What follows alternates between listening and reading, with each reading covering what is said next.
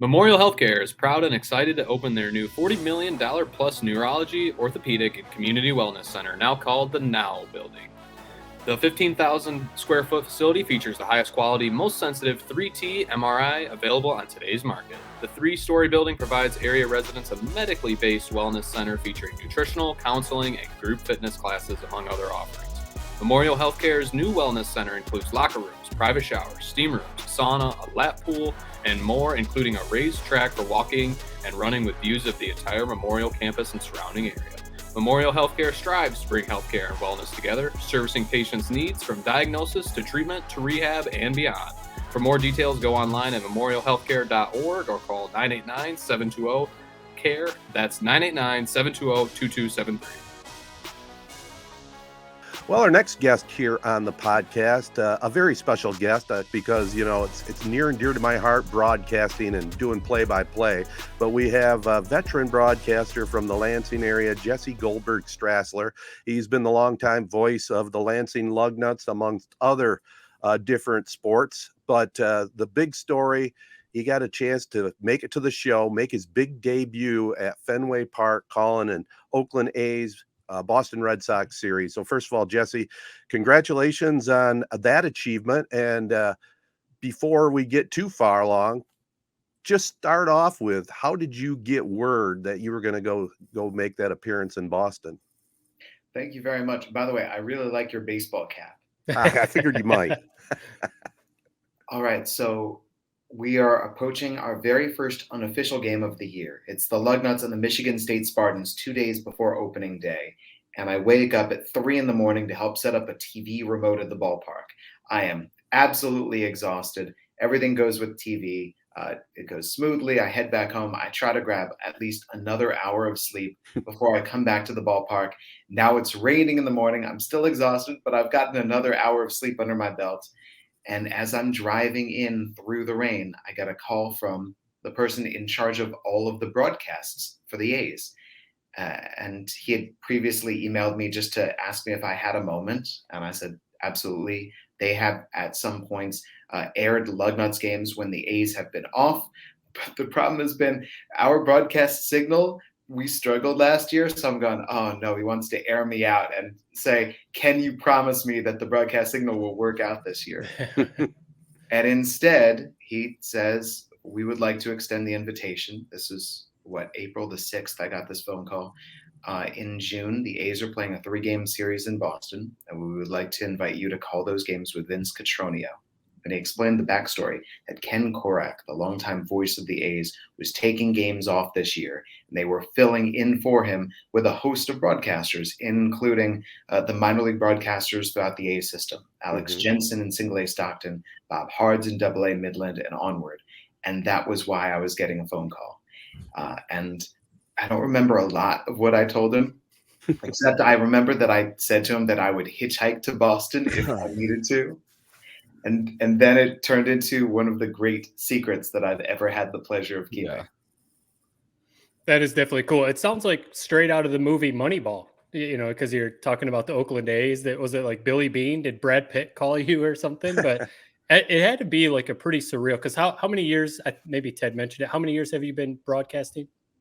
So my first year in independent ball was 2005, and minor league baseball was 2006, and with the Lug Nuts since 2009.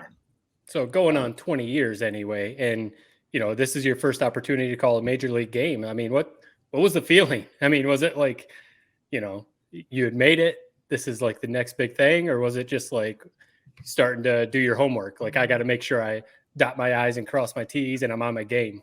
Yeah, it was that last part, because I did not want to embarrass myself.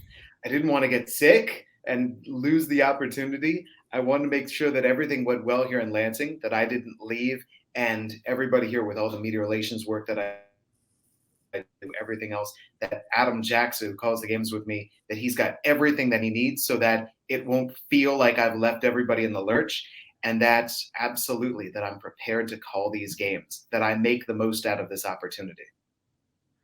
So what was it like when you got to Fenway? I mean, I'm guessing you might have had a better setup at the Lansing Lugnuts stadium than you do at the old timey Fenway Park. Did you have a little box that you were kind of crammed into, and then did you end up being able to sign the Green Monster? Were you able to do that? To take your first question first, it's better than Lansing. No offense to Lansing. The broadcast booth, there's enough space. Okay. And you're right over home plate, and you're a little bit off to the first base side. And what I had been warned by other broadcasters is they said, watch batting practice. The ball comes off the bat differently from that angle. It will deceive you. And the Green Monster is so high and so short, you will think that a ball is popped up and it's going to go over the monster. You will think that a ball is crushed. The monster is going to stop it. So you've got to watch BP. Okay, so we get into the second game. The first game is done. I'm going, okay, now I've got this.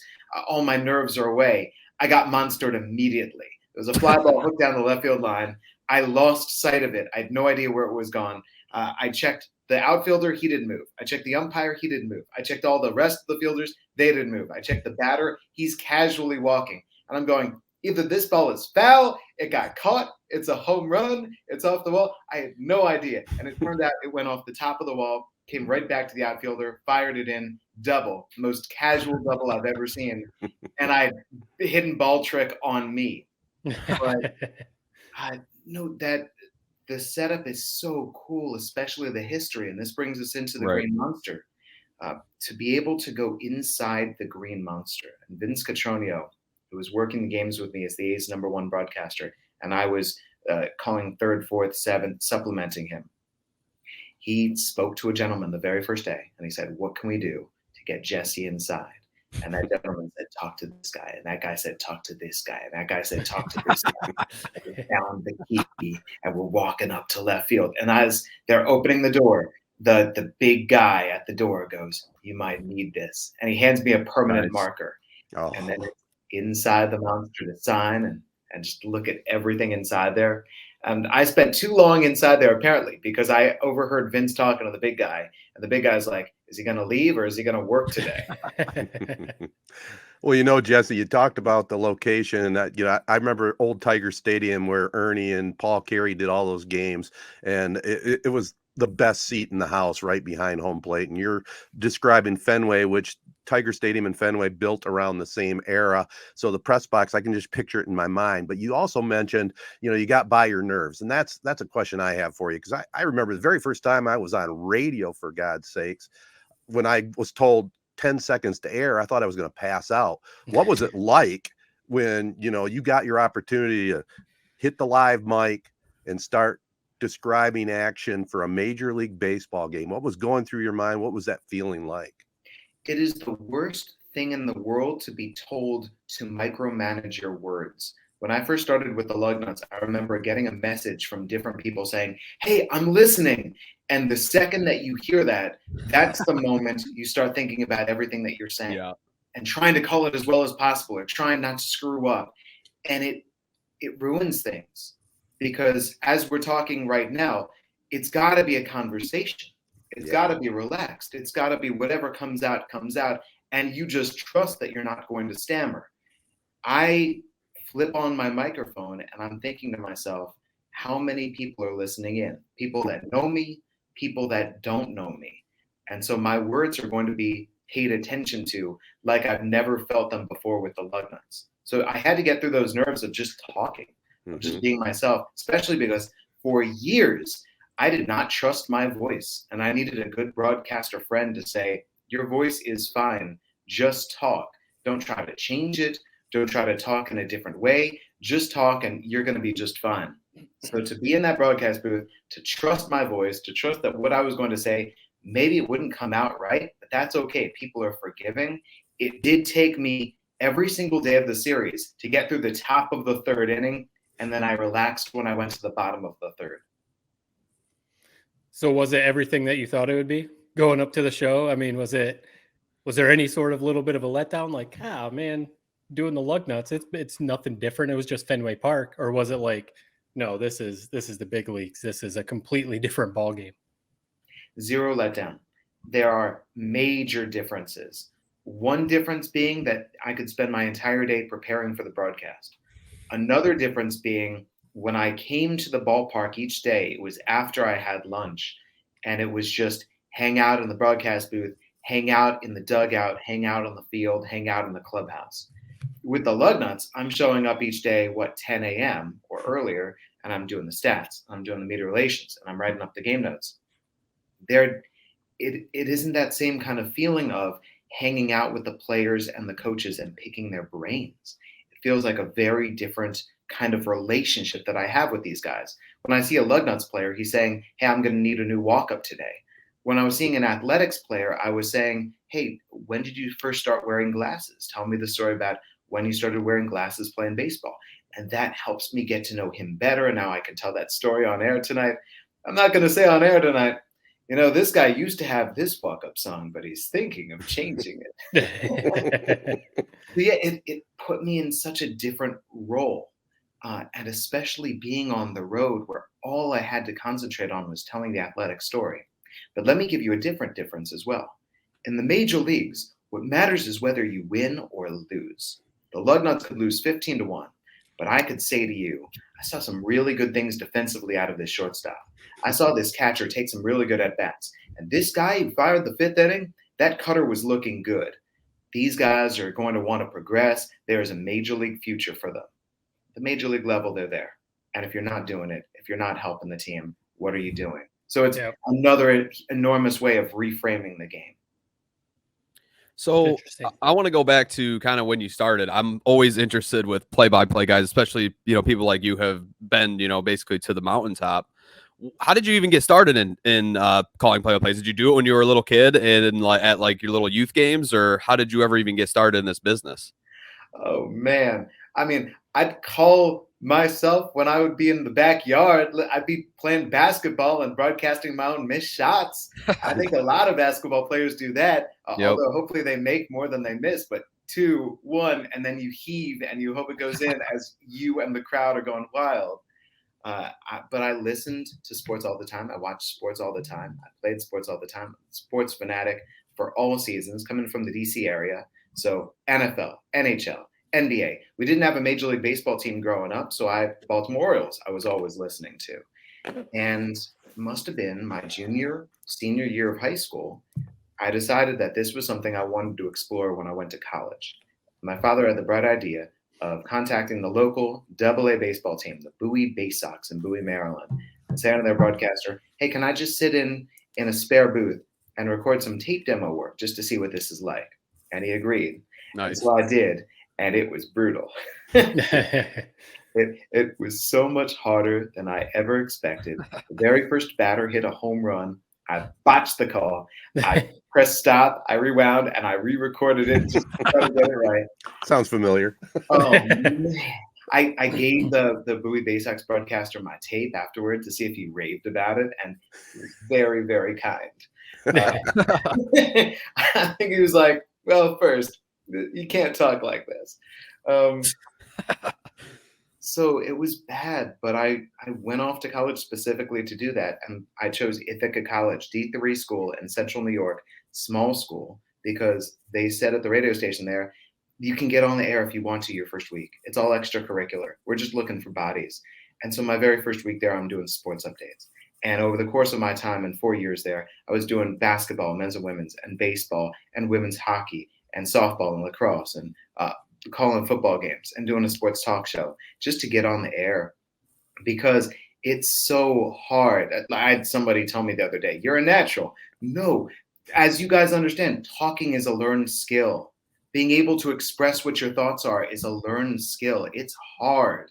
So those 4 years of college, and then I got out of that. And my senior year, I applied to every baseball opening, and I didn't get a single one. So now I'm out of college. I'm trying to figure out what to do. And a guy gives me the advice, go to the baseball winter meetings in December and see if I can hook on with the team as an intern. So now it's half a year after I've graduated college, and I'm there with my cassette tapes and my resumes. And thank goodness a team hired me as an intern to sit in the radio studio and just play the commercials for them and do the pregame, postgame show. That was my 2005 debut.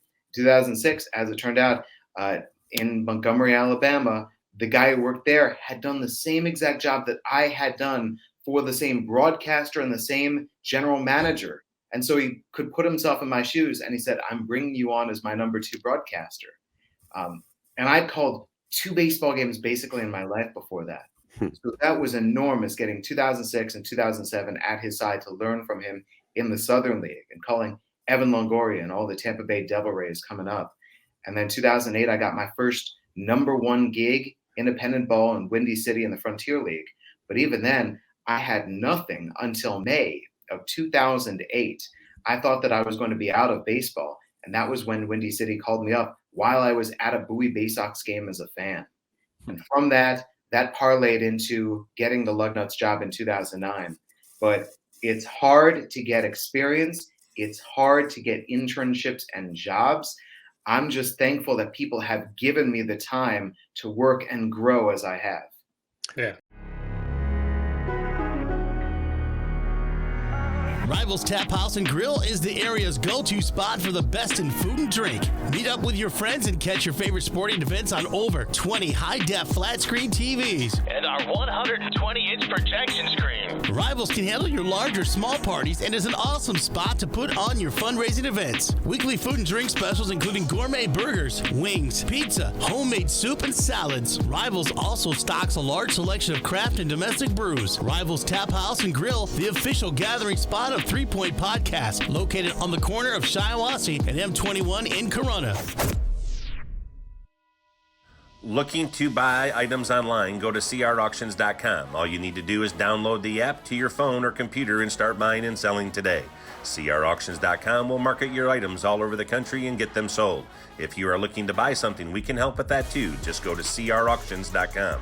Search our inventory and place your bid. Plus, there are online auctions for farm machinery, firearms, automobiles, and truckloads of overstocked items. It's fast, it's easy, and you will get results. Get the app and check out crauctions.com today. You know, Jesse, you've got a nice career going in Lansing. Just a little side note that probably nobody knows about. When the Lug Nuts came into existence, I decided to fire over a resume over there to be their play-by-play guy, but I got a nice polite letter back that they were covered. So that ended my Lug Nut career. Yeah. But you know, you also talked about you know, getting into broadcasting and developing a style. I remember when I first started, you know, I was trying to be Mr. Professional Broadcast guy, and it just doesn't work. You just got to be natural. Like you said, talk in your own conversational way. And I was able to develop that. You know, I don't care what anybody says.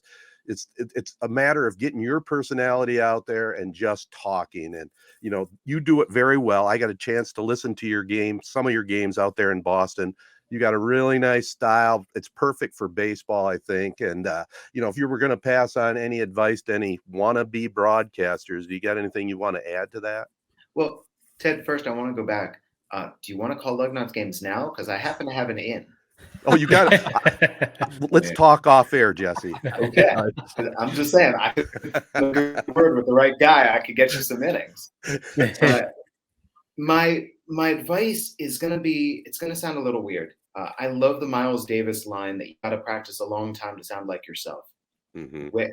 When people talk normally, that's not good enough for radio, or that's not good enough for simply audio. When you think about podcasting or anything like that, when we talk normally, we talk monotone and we interrupt each other.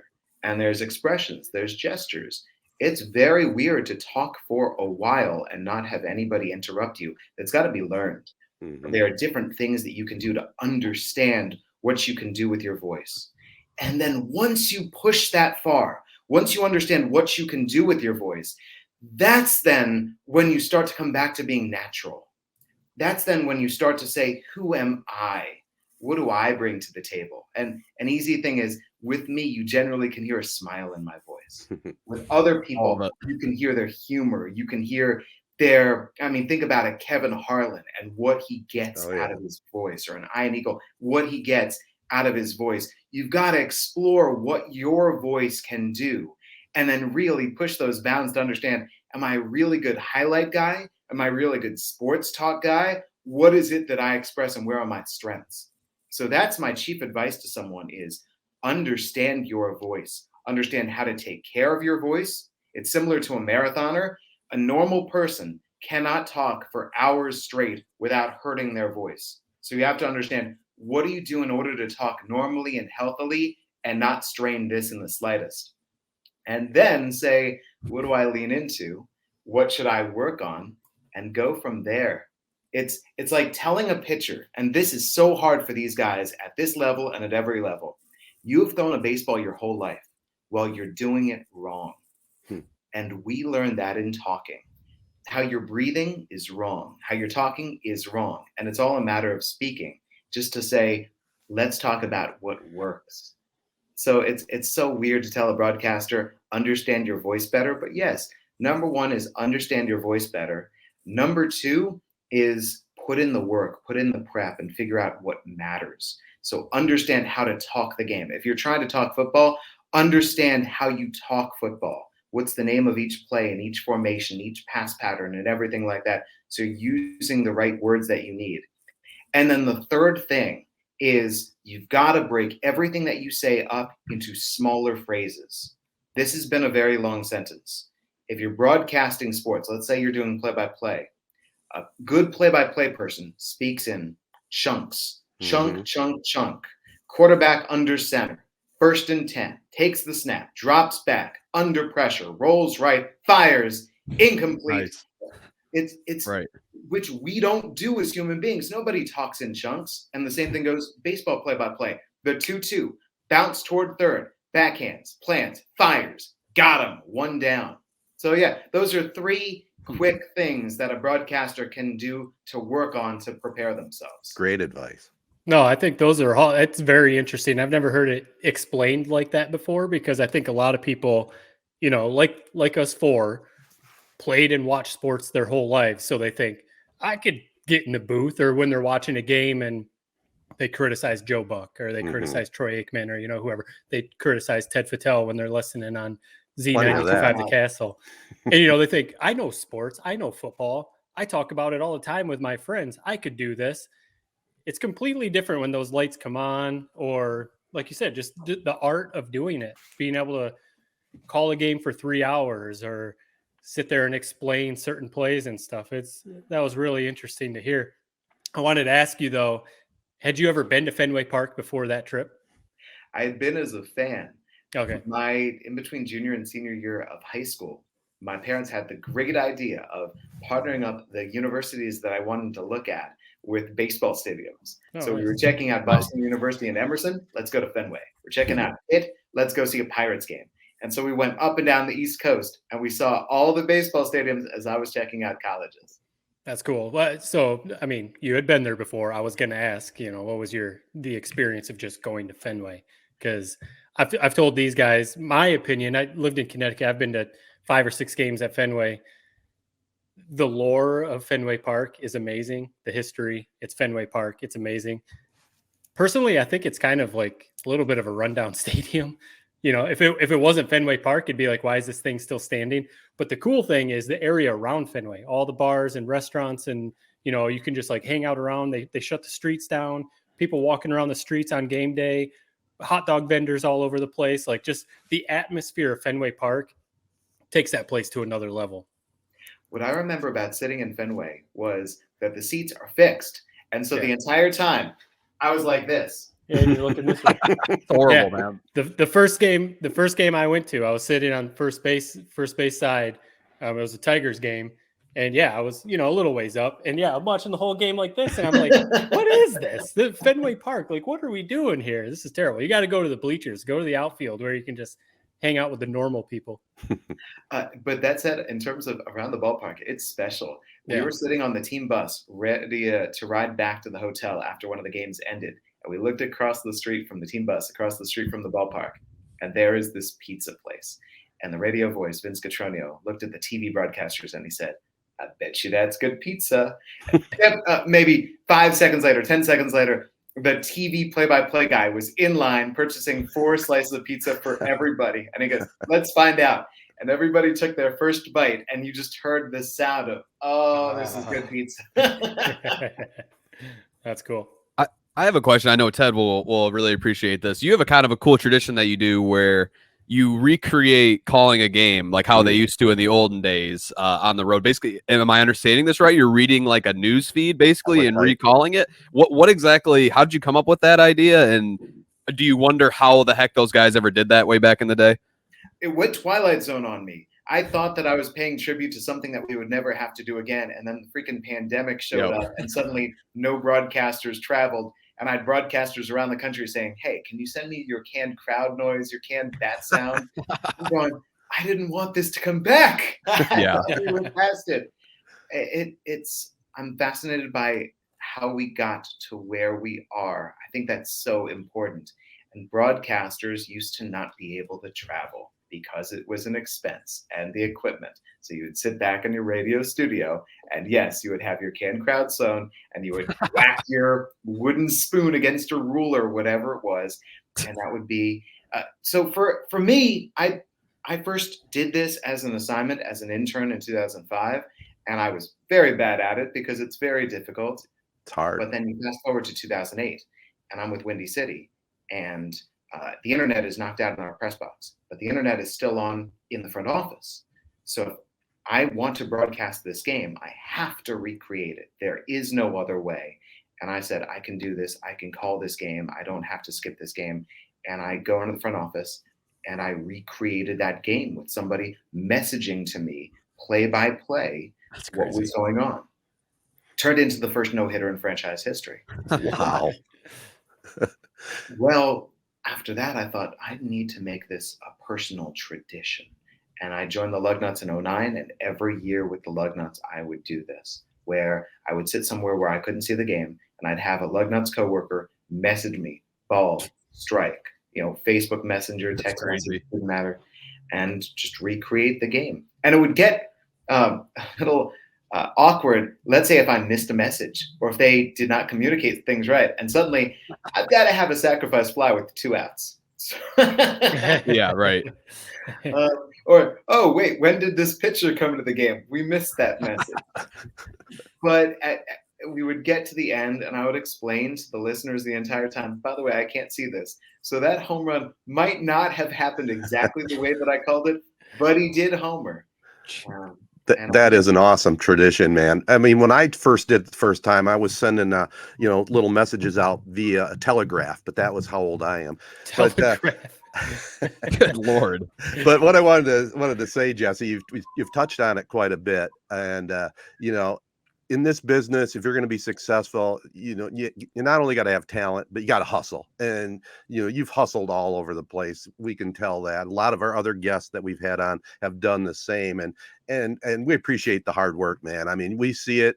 It's just been tremendous following your career and seeing how you do hustle because you wear many hats for the Lug Nuts. And if you look at your resume, you can see how you've progressed all the way up the ladder. But my final question for you here, Jesse, is, when you finished back at Fenway again, when you finished your broadcast and you were wrapped for the night and, you lean back in your chair, I don't know if you grab a Frosty or what it is, but what was going through your mind, after that 3-game set?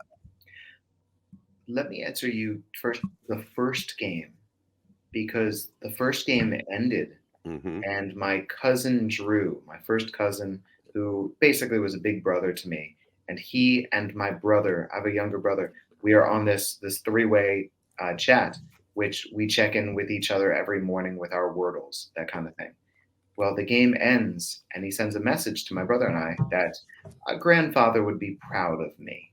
And that was when I cried. I just put my head down in the broadcast booth as Vince is going through the postgame show, and I could not stop myself. That's where it really sank in, that I've called a game in the major leagues. And what my late grandfather, who was a fantastic baseball fan, whenever I'd visit, he and I would listen to baseball on the radio, what he would think about me calling a major league game on the radio. The third game of the series, though, I had been told that if the A's win, I'm responsible for a post-game interview. And they lose 6-1 game 1, and it's not close. And they lose 10-1 in game 2, and it's not close. But in game 3, it's 4-1 going to the bottom of the 8th. They allow 2 runs, but they escape. They go to the 9th. It's 4-3, and I'm going, oh, here we go. So I'm taking the elevator down, and I'm standing outside the clubhouse, and I'm game casting. They got the first out of the bottom of the 9th. They got the second. Then they got the third. Totally anticlimactic. They wrap it up, and there I am standing out there waiting for my post-game interview. I interviewed the starting pitcher, Paul Blackburn. He could not have been a better guy. It was great. The media relations person had to come out and say, wrap it up, because Paul was just going on with his answer. And then once that was done, then I hustled back upstairs. And Vince Caccione was telling me, you got to pack up and we've got to go in a hurry. So I'm throwing things into my bag, including my water bottle, fling my bag over my shoulder. The water bottle gets flung out of the window. So right now at Fenway Park, the awning outside the broadcast booth, that's where my water bottle is. Sorry, Boston. There was no real time to process it, and then it was off to try to get to the airport before my flight left, because we've got the traffic of Brookline and the U.S. Open, and Boston Red Sox traffic, and Celtics Warriors traffic that we're battling through.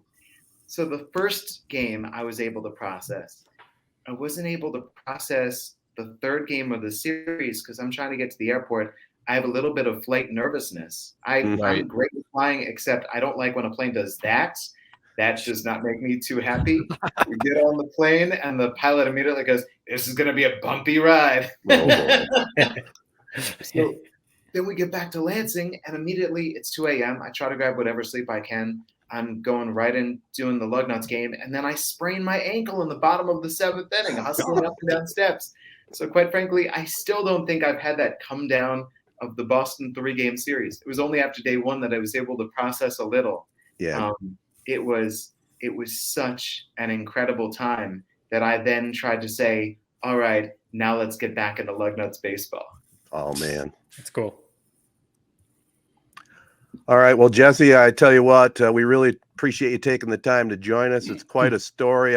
When I first read about it, I thought, man, I got to get a hold of this guy. This is an incredible story. And it sounds like it lived up to everything you expected. And again, thanks for joining us. We'll be following you on Lansing Lugnut Radio and wherever your career takes you from here. But thanks for joining 3 Point Podcast today. Thank you for having me. Thank you for letting me talk your ears off. Not a problem. Yeah. Thank you. It's what it's all about. Thanks, Jesse. AZ Printing Solutions, formerly Hankered Sportswear, is a full-service print shop that specializes in screen printing, digital printing, and embroidery. They pride themselves on giving a great product at a great value. The area's go-to printing solution offers a 100% guarantee to exceed your expectations. AZ Printing Solutions has your favorite local spiritware as well as many other apparel items in stock. Specialty items are available for family, sports, business, and charity events. Call 989-725-2979 or stop into the store in downtown Owasso. The Wash of Owasso is excited to welcome you to their new and state-of-the-art full-service laundromat, conveniently located at 809 West Main Street in historic Westtown, Owasso. They're open 8 a.m. to 8 p.m. for the coin laundry, or you can drop off your laundry for wash and fold service Monday through Friday, 8 to 5 p.m. Too busy to stop in? No problem, as the Wash of Owasso will pick up your laundry right at your door and will deliver it back to you the next day. Go online to thewashofowasso.com. That's thewashofowasso.com to view pricing or call 989-472-3322 and schedule your pickup. As a special 3-Point Podcast bonus, enter code 3PP, that's the number 3 and 2 Ps, at checkout for 10% off your first order. The 3-Point Podcast team welcomes the Wash of Owasso to our team. Nelson House Funeral Home's #1 goal is to serve the families in our area. The Nelson House staff are proud to serve our local community with reliability, integrity, and compassion. Unique service representing unique lives, ensuring your loved ones receive the honor and celebration they deserve. Founded in 1880 and continuing the tradition today with chapels in Owasso, Chesaning, and New Lothrop. For more details, find them at nelson-house.com or call 989-723-5234. Success Group Mortgage and Servicing is Shiawassee County's only licensed mortgage broker, lender, and servicer. That means you get exclusive products not found anywhere else. If you are looking to purchase a home or refinance a home in Florida, Hawaii, or Michigan, stop what you're doing and give Success Group Mortgage and Servicing a call. 989-720 989-720-4380. That's 989-720-4380.